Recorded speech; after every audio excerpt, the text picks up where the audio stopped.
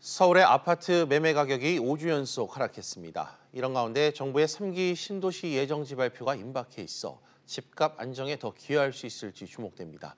취재 기자와 자세한 이야기 나눠보겠습니다. 김현교 기자. 네. 집값 하락세가 계속되고 있다고요? 네. 집값이 더 떨어질 것으로 보고 지켜보자는 관망세가 확산되고 있습니다. 예. 지난주 서울 아파트 매매 가격은 0.02% 떨어지면서 5주째 하락했는데요. 다만 하락폭은 한 주 전에 이어서 다시 0.01%포인트 줄긴 했습니다. 지난달 이후에 아파트값이 지속적으로 떨어졌던 강동과 송파구의 하락폭이 줄어든 영향이 큰데요. 이 밖에 신도시와 경기, 인천 매매 가격도 각각 0.02% 그리고 0.01% 떨어졌습니다.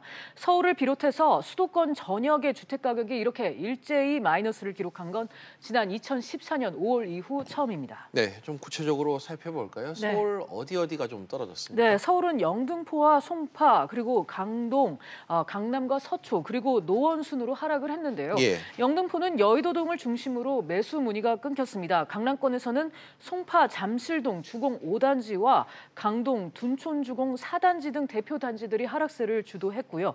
이에 비해서 성북이나 중랑, 마포와 금천 그리고 구로 등은 소폭 오름세를 이어갔는데요. 매물 품귀 현상으로 인한 오름세로 해석이 되고 있습니다. 네, 재건축 아파트들 하락세도 좀 가파른 모습이라고요? 그렇습니다. 재건축 시장은 마이너스 0.06%를 기록하면서 7주 연속 내림세를 이어갔습니다. 예. 12월 둘째 주 기준으로 강남 4구의 재건축 아파트 시가총액은 150조 7,300억 원에 좀 못 미쳤는데요. 서울 재건축값이 하락세로 전환되기 직전인 10월 말 151조 8천억 원에서 한 달 반 사이에 1조 700억 원 넘게 감소를 한 겁니다. 네, 뭐 이런 분위기 속에 정부가 수도권 3기 신도시를 이르면 이번 주에 발표할 것 같다고요? 네, 정부는 현재 예정지를 확정하고 발표 일정을 조율 중인 걸로 알려졌습니다. 예. 이번 주에 발표할 가능성이 유력해 보이는데요. 3기 신도시 예정지는 광역교통망 건설 계획과 연계가 돼 있어서 이 정부는 철통 보안 속에 지금 발표 시기를 저울질하고 있습니다. 그렇다고 마냥 미룰 수만은 없는 게 다음 주에는 크리스마스 연휴 그리고 남북철도도로 연결 이 착공식이 예정돼 있기 때문입니다. 3기 신도시 후보지로는요. 그동안 거론됐던 김포, 고촌 그리고 하남, 성남 그리고 광명, 시흥이 꾸준히 거론은 되고 있습니다.